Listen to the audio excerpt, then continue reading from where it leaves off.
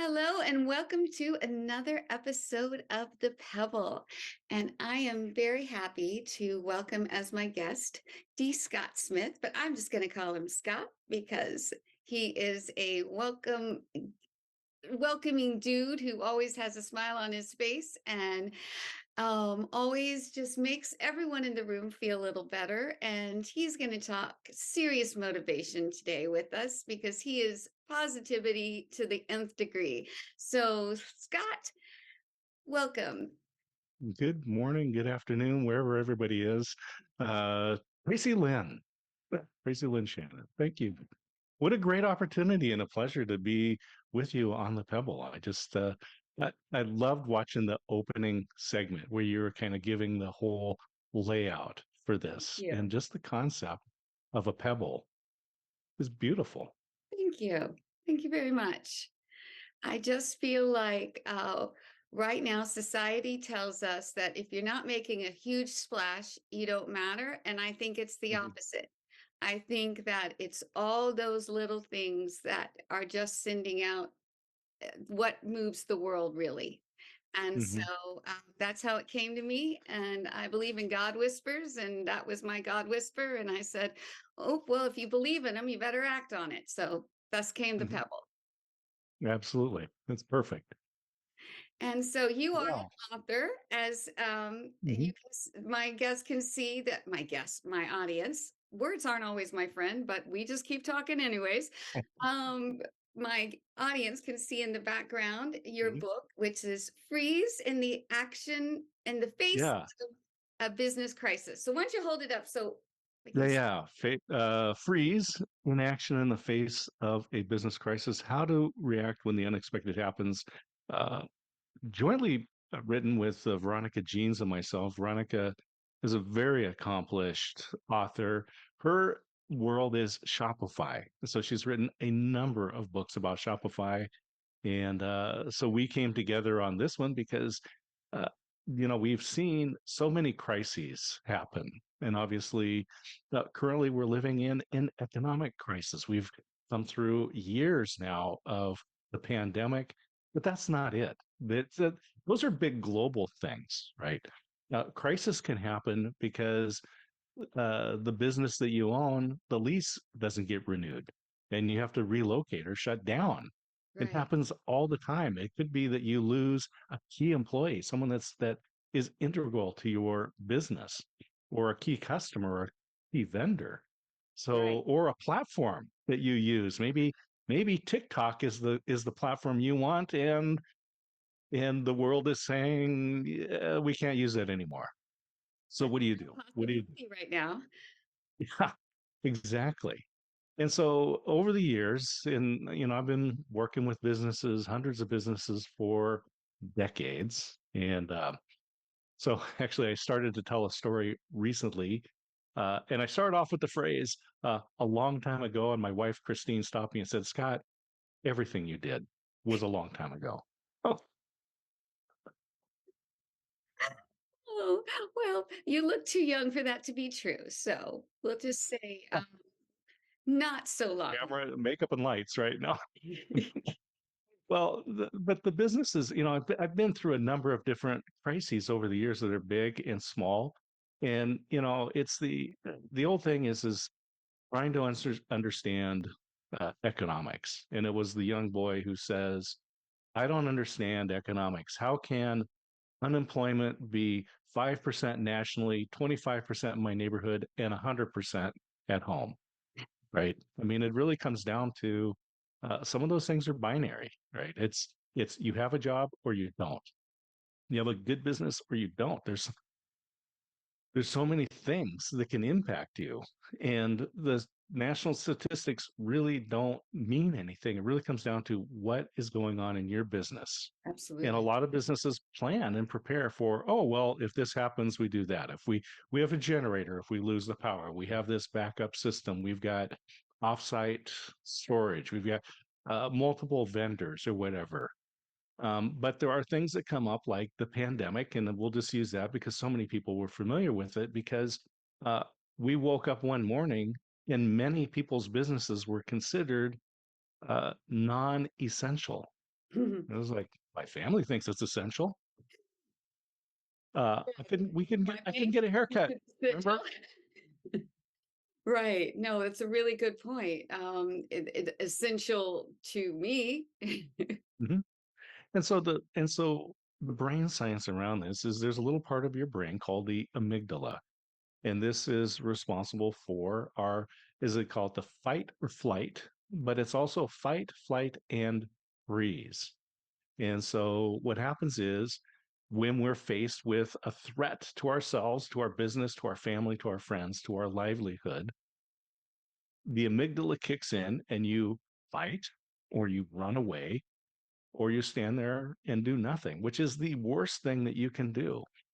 But this is what I saw in a lot of small businesses is that their business was declared non-essential, or you can't have people in your business. You got to, if you have a restaurant, you can serve people through a window. Oh, you don't have a window that opens? Well, too bad for you guys. And what happens is small businesses that get into this condition, they don't want to make the wrong decision because it could cost. So they end up doing nothing, which, as we know, not to decide is to decide. So we just don't want people to not do that. So there are ways to prepare so that when the crisis happens, not only can your business exist and continue, but you can actually capitalize on it because I truly believe that in every threat, there is an opportunity. Yes. And that's the key, right? Find the opportunity, find the good. What is it? What's going to give you a competitive advantage today because you're able to respond in a way that no one else is? Yes, and that is right up my alley for the pebble. Exactly. Thank you. And because that's a whole nother way of thinking on it is okay, this terrible thing is happening and no one is rejoicing that the terrible thing is happening. But if you can't stop the terrible thing from happening and you have to live with it, okay, are you going to sit and grouse about it? Or or even just be sad about it, or you can give yourself a little time to respond to it. Everybody needs to take it in, but then what are you going to do? Yep. Look Hmm. for the positivity, look for the silver lining. And there Hmm. were silver linings to, Sure. for me, I had my teenagers home when I wouldn't have had them. Okay. Right. And Right. now, I mean, I just will, I'll acknowledge that. Like I got some bonding time that I wouldn't have had. Hmm. So I hold on to that. So if you're a small business, what you're saying is okay, yeah, there were real hits, but those who looked past that and found opportunities then had the ability to maybe grow, right? Hmm. Exactly. And this is so communities exist because of a common interest or a shared hardship. Now, when the pandemic came, the world had one common enemy. And so we came together in a way that has never, ever happened in the history of civilization. And hopefully we won't have that opportunity again. But it gave us a moment to connect to people in a different way. We had a common or a shared hardship, right? Yeah. And in businesses. So if they were up and down the same main street or there is no competition, right? If somebody is doing what you do, that just proves there's a market for it. And there's enough people in the world that there's more business than we can all take care of. So let's find ways to work together. I am 100% with you. I am a full believer in the, rising tides lift Mhm. all ships, and I am an abundance believer. I Yes.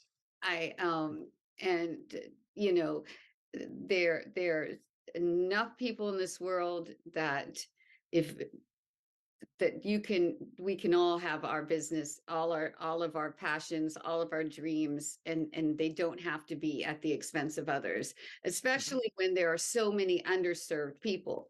I think what's happening is that we're clamoring to serve the same people, and then there are all of these underserved, and if we could see more globally and more generously, then we would be meeting the needs of everyone, and everyone would have their needs met on both the service and the serve side, and it just but that's the way I see it. There was actually there's actually research that came out of the University of Texas at Austin in the marketing department. And there was actually a book that came out of it. I believe the book was titled something like "If You're So Rich, How Come You're Unhappy?" Right? And the thesis of the book was that there are two major perspectives. One is of abundance, like the one that we share, and a world of scarcity. Now, in a world of scarcity, there are winners and losers, but in a world of abundance, there's winners and winners, right? Right. And the this is how we survive. If you believe that it's if you come from a perspective of abundance, then you will find ways to win. And is again, I mentioned competition. There really is no competition, right? Because you go, what would Coke be without Pepsi, right? And both companies are doing just fine, by the way, Right. right? Right. But Coke doesn't have a lack of people to sell to just because there's Pepsi. no, Here's the people thing: want choice. love Pepsi are never going to buy Coke. That's I right. People in my husband's family that will die on the box of Pepsi. And they Hmm. are dyed in the wool for Pepsi. So they're never going to buy Coke, but there's plenty of them to keep Pepsi going. So you're Hmm. absolutely right. There's plenty of both. They're still both multi-billion-dollar companies. Hmm. And actually, I believe that they're both doing well because they exist together. And people want choice, right? If there was only Coke, then we would drink something else because it's like, don't force me into one. I That's This is right. our human nature. We want choice. And Yeah, I so, think you're absolutely right. We like looking at the two. Now, I am the kind of person who likes whatever's on sale. that But was funny. We go to my son's football game, and I'm wearing this shirt in the appropriate school colors, right? And I see another father there. He's wearing the exact same shirt, and I said, "Oh, I guess we shop at the same store and like the same label, 60% off. That's my favorite brand." exactly, I like that. No, that is I totally admit that. I am fluid in my soda choice, but then I also grew up with RC Cola, so I will also drink the store brands as well. So there you go. Well, and just to key off that for a moment, back when I was in college, which was, by the way, a long time ago, when I was in college, we actually did the Pepsi challenge. So I was taking experimental psychology, where we actually did the trained a rat and did the water deprivation and weighed him every day and did all this stuff, right? So experimental psychology, affectionately known as Rat Lab, and we actually did the Pepsi challenge, and so we did the thing and we ran enough people through so that it was statistically significant. And this is what I learned about it. And it is a very helpful thing that people need to know. If you haven't taken statistics, what was it? Mark Twain said there's liars, damn liars, and statistics, something like that. Right, So, right. anyway, um, so we proved that even if you drank a lot of cola, and you had a strong brand preference, statistically, you could not tell the difference between Coke, Pepsi, and RC, right? It doesn't mean that your family members that have a strong preference can't find Pepsi 100% of the time. It's just that statistically, it's not possible, but Right. the individual can, right? That makes sense. So so when you say, oh, statistically, unemployment is only, 5%, it doesn't mean you have 95% of an income. It's still binary, right? Right. For you. And so statistics, remember, they, Exactly. when it No, comes down to the individual, it's different. absolutely. And I've been that, we've been on both sides of that coin. We have been the unemployed person in the high flying economy and the unemployed person in the bad economy. For the record, Mhm. it doesn't make you feel any better whether you're commiserating with everyone or you're the one going, well, what's going on? You're unemployed, and it stinks either way. Let's just say that. Exactly. Exactly. Yep. Either way, you just have to find a way to keep getting up and trying to, figure it out and keep moving on. But it doesn't, but as you pointed out, it doesn't matter whether it's a low period of unemployment. If your house is the one that's the unemployment, it might as well be 100%. The whole world could be Absolutely. unemployed as far as you're concerned. Yep. Yep. Yep. Uh, So statistics. yeah. Anyway, But what but you I'm sorry. go ahead. No, I was just going to say what you were talking about too reminded me of I'm sure you remember this book from, I think it was like a 2000 or 2001. Everybody was sharing it. It was like before memes, it was the meme, the Who Moved My Cheese? Oh, I Um, remember that. Yeah. and just because the whole point of it was the concept, not what you wrote, but just the idea of there are those who don't know what to do.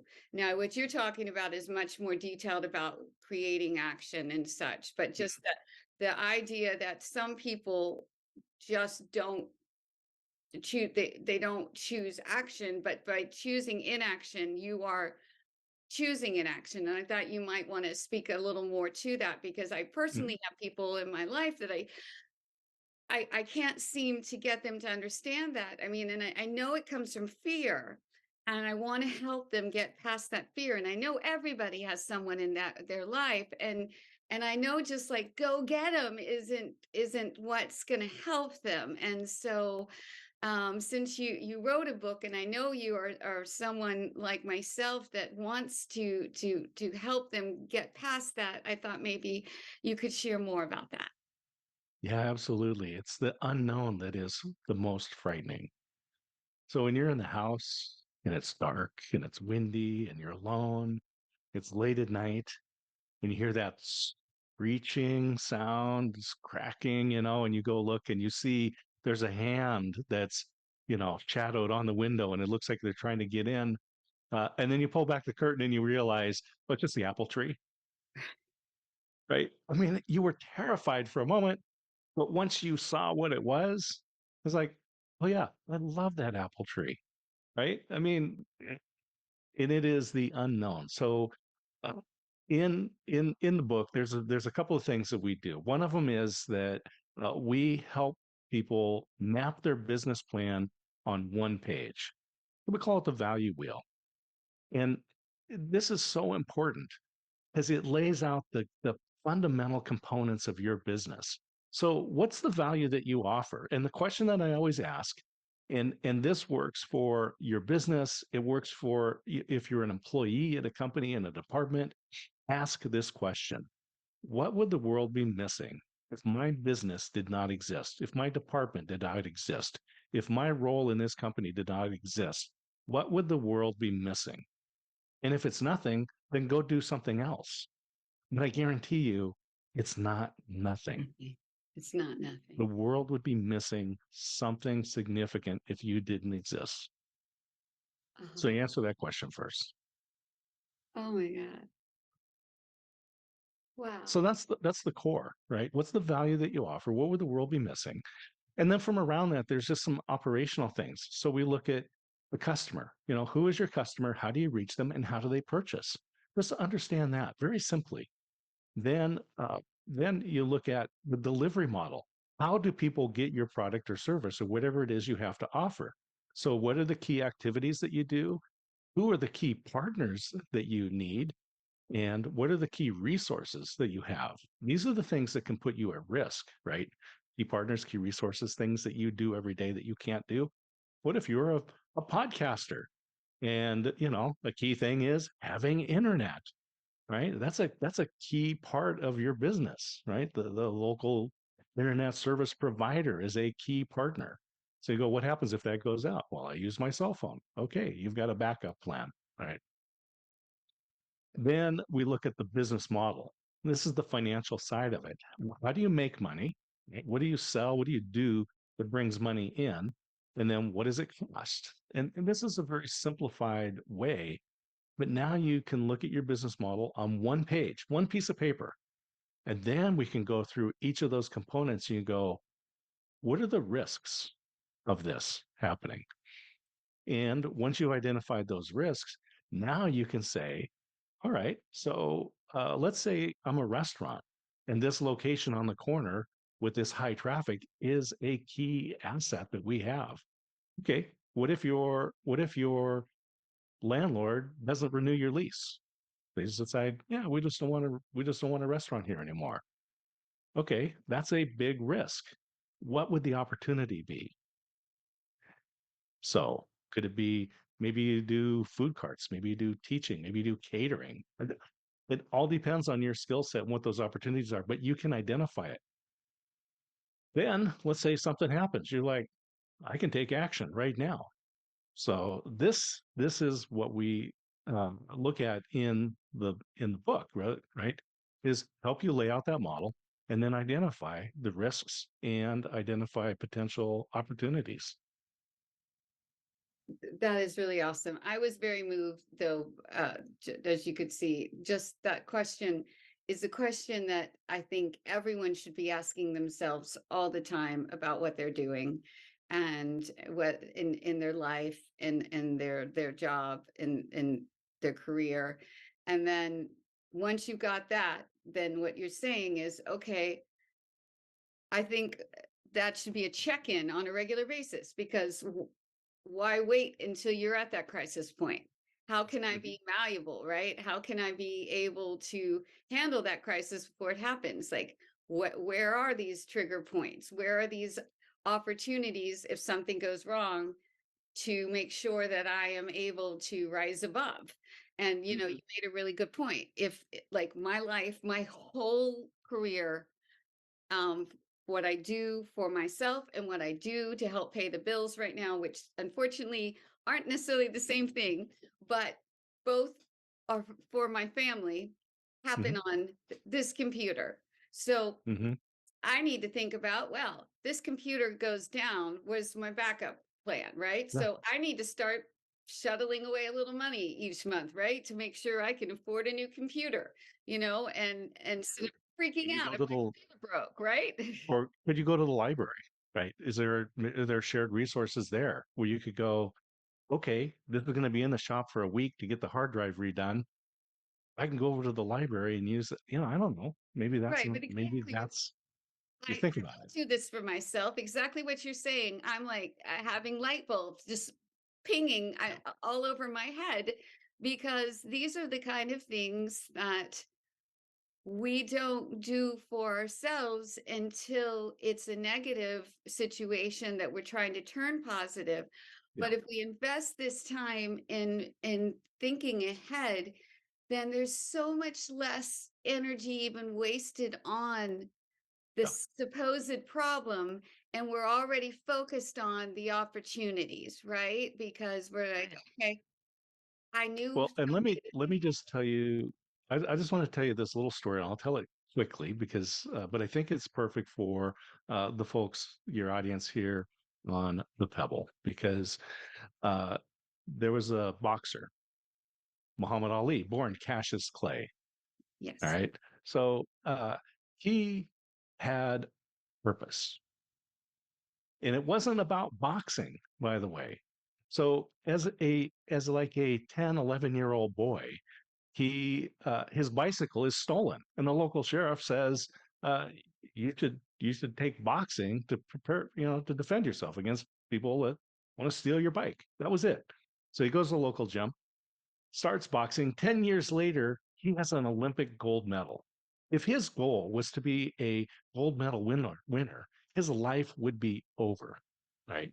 Because you're like, well, I've reached my goal. I'm now 21 years old and I'm a gold medal winner. That's a good I point. guess it's just downhill from here, right? He turns pro. He fights, beats Sonny Liston, and becomes the a world champion boxer, top of the pros, right? You can say, well, if your goal is to be the best in the world, his life is over now, right? But it wasn't. And many people know that his license to box was taken away from him. Most people do not know the reason that license was taken from him. They think that it was related to the fact that he was a conscientious objector and didn't submit to the draft into the U.S. military. But what happened was um, his purpose was really focused around equality and being a black man in the United States in the mid 60s and the 50s and the 60s, equality did not exist. And so his purpose was really to share that message, right? Boxing happened to be a platform for him. So uh, in looking out at the world, he converts to Islam. Right. So he becomes a Muslim. The boxing licensing organization took his license to box away from him because he converted to Islam. I did not know that. Yeah. I thought like almost everyone else that Yep. it had to do with Yeah. the not As a conscious conversion to objector, right? So Islam. that his conversion to Islam said, you know what? I don't believe in war, so I will not take up arms against a fellow man. I had no And that's when he became the conscientious objector. Later on, by the way, the Supreme Court reversed that decision, and that people read about that. But his livelihood at the top of his career was taken away from him, and he could not box. He could not earn a living. But that did not deter him from his purpose because his purpose was not boxing. He went to college campuses and shared the message of equality.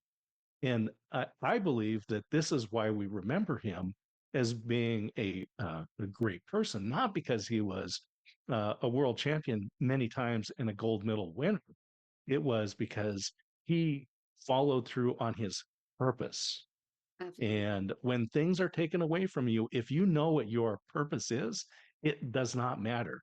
Your purpose is not your business. It's not the department. It's not the, there are things that we need to internalize. And that's why I wanted to share the story because I know that people in the audience for the Pebble will resonate I with agree completely. Muhammad Ali's Thank you. story. I'm so glad you did.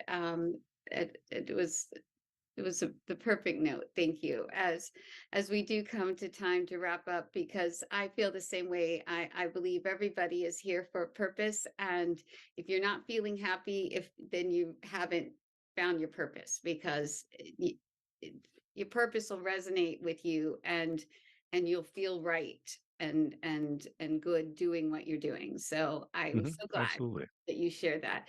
So do you have any final thoughts that you would like to share with us before we close out? Absolutely. So, this short story again. My mother graduated high school in 1960. She had three choices in life: go to college to become a nurse, or a school teacher, or get married.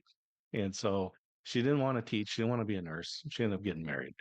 She never attended one college class in her life, and yet she was a force in the community. She was president of Altrusa, president of the American Cancer Society in our area, for all of these different organizations. She was awarded the Martin Luther King Freedom Award. She got the Eleanor Roosevelt Award, and that which was the one she was most proud of. Go ahead. And there's a community garden down at the food bank that is named after her, Guadalupe Cruz. So just that little bit of story and her influence on me. When I give talks in general, I will end with the same slide with the same phrase on it that was inspired by my mother, and it's, I would say, It's not about making money. It's about living a life that makes a difference. I would not compete with that. Your mother obviously was a force of nature in all the best ways, and so uh, to her, awesome. So she clearly was everything that the Pebble embraces, and I thank you for sharing yourself and your mother with the Pebble today. Um, Ladies and gentlemen, D. Scott Smith, and was it Gabriella? What was your mother's name again? Oh, Guadalupe Cruz. Guadalupe, I'm sorry, I accidentally said Gabriella. Guadalupe Cruz. She deserves a shout out too for that. And thank you for joining us on the Pebble today. And if you enjoyed the show and would like to return again, please hit the subscribe button and have yourself a wonderful day. Thank you.